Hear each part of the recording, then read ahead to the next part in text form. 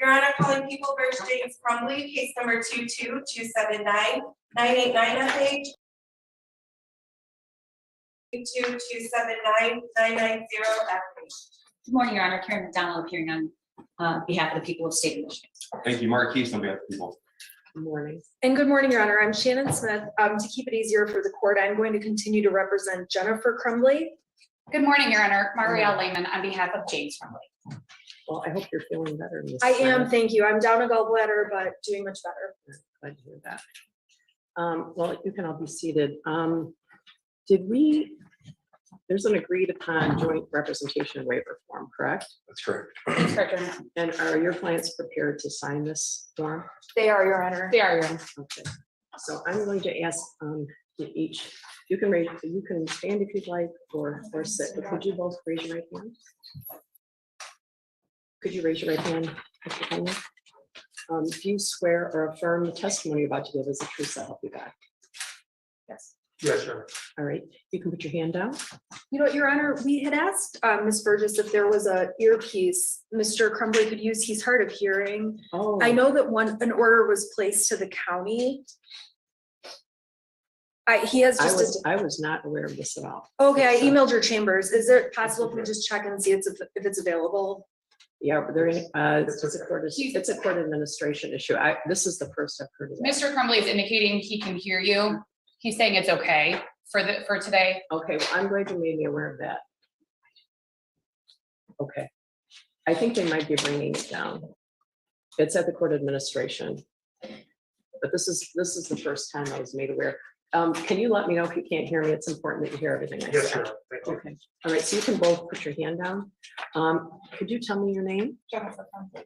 and your name? James Crumbley, And how old are you? 44.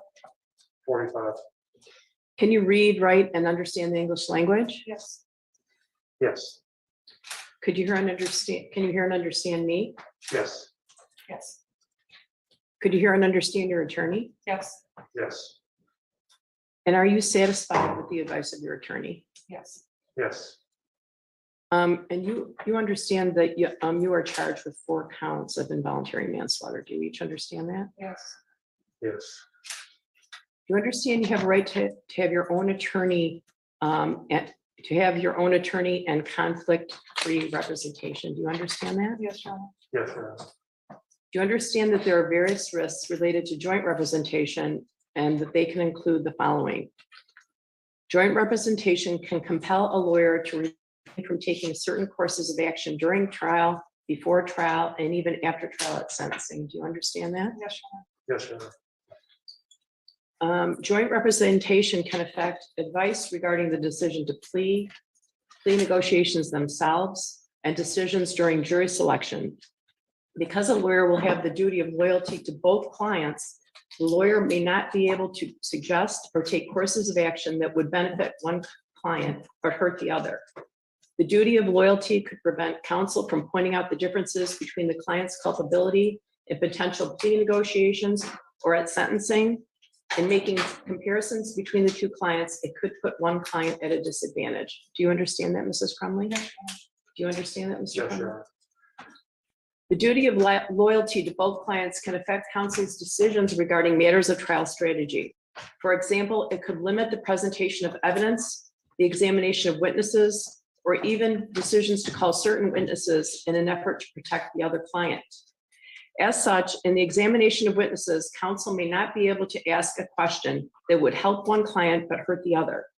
The duty of loyalty to both clients could also prevent counsel from pointing out the differences between the evidence against them or from objecting to the admission of certain evidence as to one client. That is, arguing that certain evidence does not apply to one client can highlight its impact as to the other client. Being duty-bound to protect the interests of the other client can prevent counsel from being able to present a defense that implicates the other client. Do you understand that, Ms. Crumbley? Yes, Your Honor. Do you understand that, Yes, Mr. sir. Crumbley? There may be situations where counsel cannot effectively assist one client due to the necessity to protect the other. For example, if your co-defendant chooses to testify, your attorney may not be able to cross-examine them on any testimony that may implicate you or challenge your co-defendant's credibility.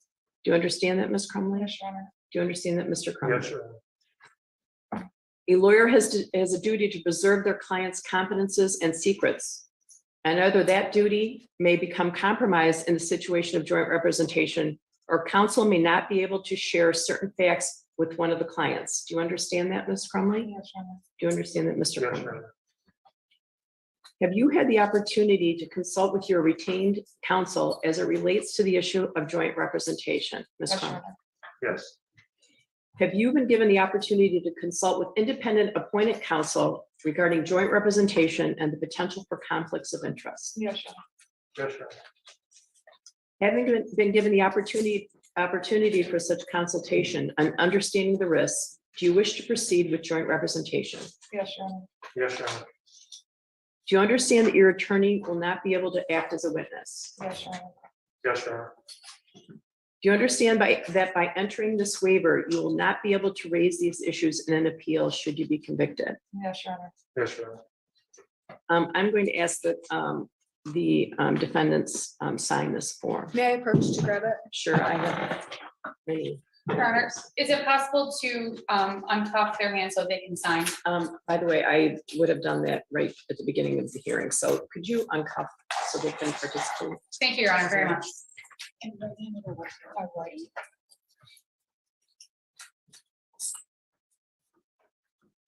So just for the record, this is the same form that was admitted as People's Attached Exhibit C to, I'm sorry, G to the original motion, and it was read verbatim.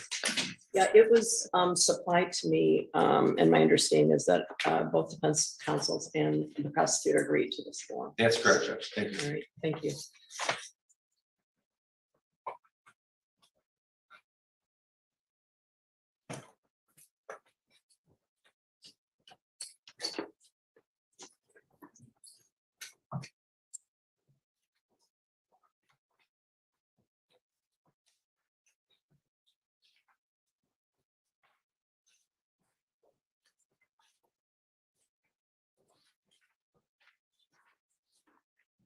Thank you, Ms. Thank you.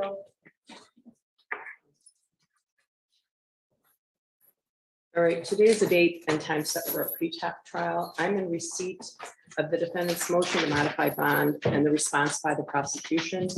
I've thoroughly reviewed both motions. I've reviewed the transcript of the bond hearing at the district court and the transcript of the preliminary examination at the district court.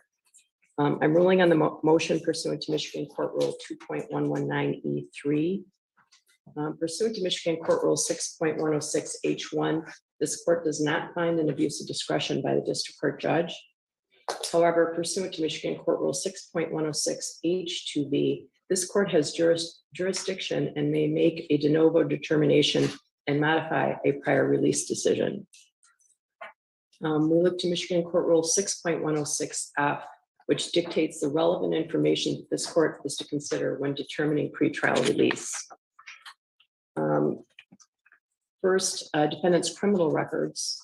Based on the report of pretrial services, Mr. Crumbley has older convictions for traffic offenses, including drunk driving and some old misdemeanor convictions for bad checks.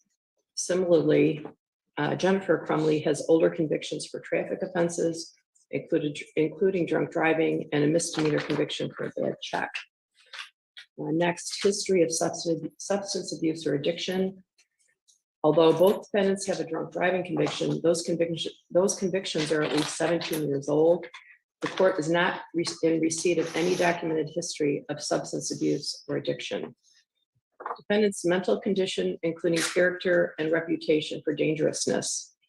Neither defendant has any documented history of violence, dangerousness, or a mental health condition. Seriousness of the offense charged, the presence or absence of threats, and the probability of conviction and likely sentence. These charges are obviously very serious. The sentencing guidelines in these matters indicate a prison term. The defendants argue that there is a low likelihood of conviction on these matters, while the prosecution indicates they expect to convict. I reviewed the testimony of the preliminary examination in this matter, where the district court judge found probable cause. However, this court finds that the probability of conviction in this matter is too difficult to gauge or predict. Defendant's employment status and history and financial history insofar as these factors relate to the ability to post money bail. Both defendants were employed at the time of these events, and their counsel seems to indicate that they would each be prepared to post a $100,000 cash or surety bond, but the court has no additional information beyond that. The court must next consider the availability of responsible members of the community who would vouch for or monitor the defendants. Defense counsel has indicated they would be willing to supply information with regard to this factor in confidence, although at the moment these individuals are unnamed and unknown. Facts indicating the defendant's ties to the community, including family ties and relationships and length of residence. The defendants owned a home in Oakland County and both were employed. However, neither defendant is still employed, and the defense indicates the home was sold and used for attorney's fees. Therefore, although the defendants appear to have strong family ties to Florida, the court is not aware of current ties the defendants have to this community. Last, the court must consider record of appearance or non-appearance at court proceedings or flight to avoid prosecution. Defendants indicate they were devastated when they heard about the alleged actions of their son, felt unsafe in their home, felt hounded by the press, and found it necessary to leave. However, the chronology of events that occurred subsequent to the defendants leaving their home is not consistent with cooperation with law enforcement. Defendants seem to allege some kind of foul play or deceit by law enforcement in their approach to the arrest of the defendants. Upon a warrant being issued, law enforcement is not required to make an appointment with the defendant. It is the job of the police to ensure a swift, safe, and secure arrest. And this court believes that would have happened but for the defendant's actions. The defendant's actions were premeditated to conceal their whereabouts. The defendant's alternative view of the chain of events cannot be reconciled. The series of actions by the defendants and resulting manhunt supports the prosecution's proposition that the defendants were fleeing the jurisdiction. The behaviors supporting flight are insurmountable, as a primary purpose of a bond is to ensure a defendant's appearance. The defendant's own actions leading up to their arrest make the current bond appropriate. Therefore, I'm denying defendant's motion to reduce the bond. I'm committed to providing the defendants and the prosecution with a speedy trial. A trial in this matter will not be routine. Arrangements to be made by this court to accommodate the trial, including juror summons and jury selection, will be extensive. So I want to know what motions to anticipate, as well as when you will be trial ready. I have a proposed trial date. So Okay, Your Honor, the defense anticipates filing approximately 10 motions at this time. I spoke with Ms. McDonald this morning to see if we can set up a time either by phone or to do an in-person meeting to see if we can get some stipulations versus filing the motions. I appreciate that. We will be ready to start filing motions later this week and certainly next week. Okay. With respect to the bond motion, the defense is going to ask the court for a stay in this matter only so that we can file an interlocutory appeal with the Court of Appeals. So if I can submit an order to the court today. A stay of. We have to ask the lower court for a stay so that we can file an interlocutory appeal on the bond issue. So I'm asking the court to stay this matter. I'm assuming this court's going to say no. Well, I'm not in the habit of staying orders, but I don't know why I need to stay it for you to appeal it. Right, I'm required to ask, and you either have to grant or deny, and then if I don't ask, the Court of Appeals makes me come back and ask. So I can just put together an order saying it's denied, and then we can file our appeal. The people would object to say, Judge, we want to speak to trial. Okay, yeah, I'm not going to stay. I'm not going to stay. Okay, and that's just a pro forma order we have to follow. Sure, We I'll sign. do anticipate in terms of our motions, mostly motions that would not require evidentiary hearing type issues. We have motions to quash, motions in limine, a motion about medical records of the shooter, motions about some much more minor things that I'm hopeful we can work out with the prosecution. I'm assuming that you'll work out a lot of your evidentiary issues. Yes, Judge. Counsel and I will communicate. Okay. You know, I would meet with you in chambers at some point if that was helpful too. I don't know if it will be or not, but you can let me know. Okay. Yeah, that might be helpful too. From people's perspective, we would like a speedy trial. And I know the court is very much in tune with that. We'd have asked for a scheduling order as well. Okay, well, you know, I can give you the good news or the bad news. The bad news is because of the pandemic, we have them stacked to the ceiling, and I have other people that are still in jail. We have people, defendants who've been in jail over 700 days. On the other hand, my docket's quite good. So I was going to propose to you October 24th. That's fine with us. Renee. And I'm sure that's fine with us, Judge. It might seem like a long time away, but I went through the calendar and I'm trying to avoid things like the 4th of July and Labor Day, and I don't want a jury, you know, on Thanksgiving or Christmas. And I guess I feel like if we don't start the trial in the fall, that then it won't happen until January. And I'm very cognizant that your clients, at least at the moment, are still in jail. So if you have a strong objection to that date, you should let me know, because my court administrator is here, and you know, the courthouse has already been moving heaven and earth for the pandemic, to accommodate the pandemic. But this trial will take a Herculean effort by court administration, so. Thank you, Judge. So did you tell me all the motions you were going to file? Just a couple of them, a motion to quash, some motion and limines, a motion regarding the shooter's psychological records that have recently been put together, a couple of very minor issues that we'll talk to the prosecution about. Okay. We're gonna file a motion for a change of venue. There's about 10 that we have on our list, and we are working on them actively right now. Okay. All right. So that we can just keep, we don't like to file, 20 at once. We'll file a couple next week, a couple more. We'll keep it moving so that it's not overwhelming one day. Okay. With just a pile at the end, so. All right, I appreciate that. How about the prosecution? Are you filing any motions? Judge, I anticipate we will. I think at this point, most likely would be a motion for a non-standard jury instruction, as well as motion limiting regarding the introduction of evidence. I think a lot will depend on the motions filed by defense. But we'll take it from there, and whatever scheduling order the court gives the party will adhere to that. All right, can I give you a scheduling order now, or do you want to wait till some of these motions are filed? I'm fine with the scheduling order now. Okay. In particular, we were curious if the prosecution is using any experts, only because we would need to find rebuttal experts and that kind of thing, so.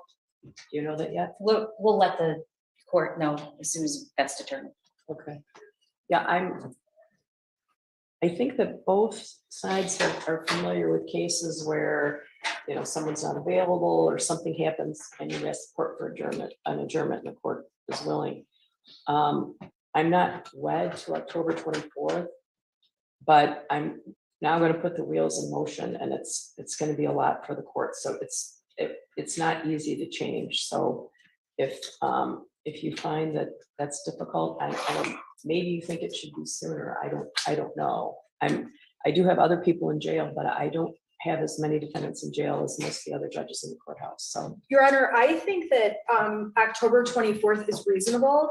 It does give us a lot of time. We could ask for something sooner, but then not be sure we'd be ready. I know myself and Ms. Lehman, we can be ready by that date. And if that can be a sure date, we will marry ourselves to it. because you have Labor Day. There are there's Rosh Hashanah. I wonder. Right. It's hard to predict how long the trial will go and how long it'll take to select a jury. I think probably it'll take at least a week to select a jury. Does that make sense to you? So, Yeah, I would agree. okay. All right. So if you haven't, if you look and you have your niece's wedding that week or something, let me know. But I'm just kind of floating that date to see if you'd all be available. All right. So I don't think I'm going to do a scheduling order yet. I think I'm going to wait till some of these motions are filed. All right. A trial date working backwards is helpful. Well, we will keep things moving. All right. right, thank you. Thank you, Your Honor. Your Honor, I'm sorry, one other matter, if I could. Mr. Crumbley is currently housed in K-Block, Your Honor, and he's under constant monitoring, constant observation, 24-hour observation. He's housed with individuals who have some significant mental health conditions, as the court is well aware. The lights, it's my understanding that the lights are on 24 hours a day.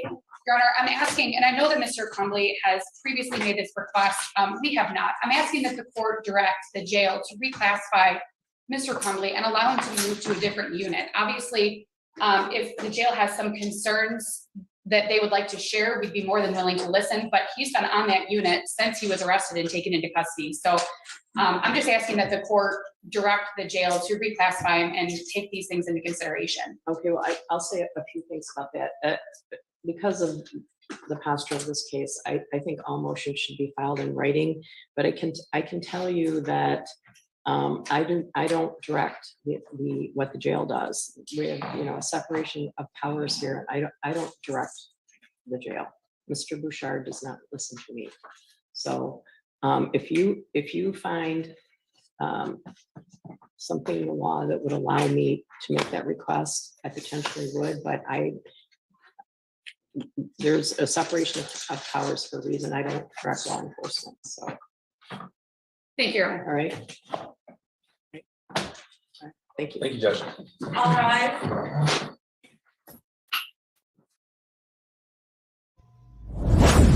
Enjoy more of our videos on the Community Advocate Network channel, and don't forget to like, share, and subscribe.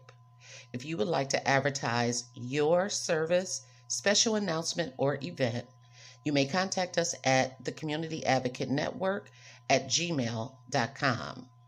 For community resources or services, visit our website at www.cammichigan.com.